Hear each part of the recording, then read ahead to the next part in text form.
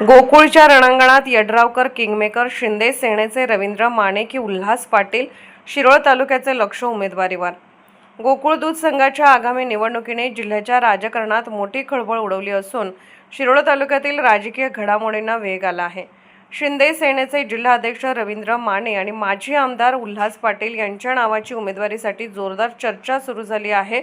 याबाबत मुंबई येथे बैठक झाल्याचेही समजते आहे.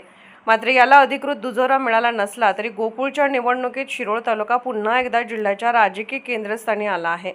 दरम्यान आमदार डॉ. राजेंद्र पाटील यड्रावकर यांच्याकडे शिरोळ तालुक्यातील अनेक दूध संस्था आणि ठरावधारकांनी आपले ठराव सुपूर्द करण्यास सुरुवात केली आहे.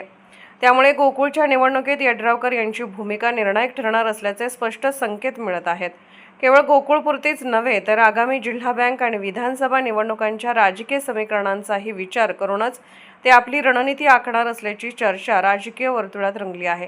शिरोळ तालुक्यातील गट आणि मतदारसंघ निहाय मतदानाची ताकद लक्षात घेता गोकुळची निवडणूक ही भविष्यातील विधानसभा आणि जिल्हा बँक निवडणुकांची रंगीत तालीम मानली जात आहे. त्यामुळे कोणता गट भविष्यात कायमस्वरूपी सोबत राहील, कोणत्या नेतृत्वाला बळ द्यायचे आणि कोणत्या राजकीय समीकरणातून जास्तीत जास्त फायदा होईल याचा बारकाईने विचार यड्रावकर करत असल्याचे राजकीय जाणकार सांगत आहेत. विशेष म्हणजे गोकुळच्या निवडणुकीतील प्रत्येक निर्णयाचा परिणाम पुढील मोठ्या निवडणुकांवर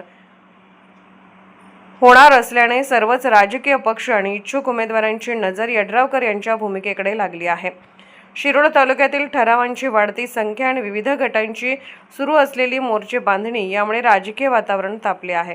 रवींद्र माने यांना संधी मिळणार की माजी आमदार उल्हास पाटील यांच्यावर विश्वास दाखवला जाणार याबाबत उत्सुकता शिगेला पोहोचली आहे.